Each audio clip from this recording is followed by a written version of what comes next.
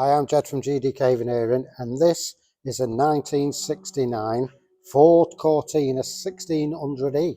That's a bit of a mouthful. So we've got the dashboard here that's all made up out of plywood. You can tell that by, you see like the different rings, different layers inside these rings. So that is made out of plywood.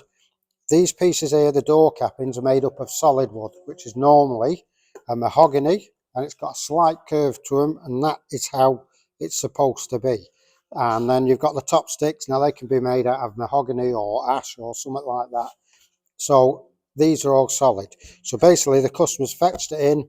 He's had a choice of lacquers, which is a gloss polished lacquer, which is nice and shiny, or a satin lacquer, which has got 30% sheen. So the satin lacquer, after a conversation that we had, we agreed on a satin lacquer, should I say, because of the age of the car.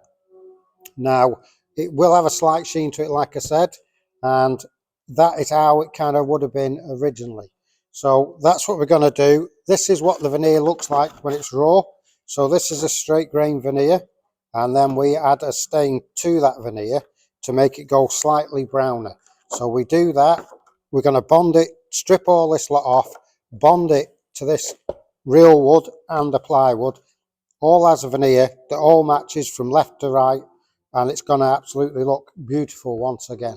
So if you've got a 1600E Cortina and you would like it reveneered, please give us a call or text or something like that, and please keep following us so you can actually see how this set actually turns out. Thank you very much for watching. I'm Jed from GDK Veneering, like I just said. Please click like, share and tell your friends.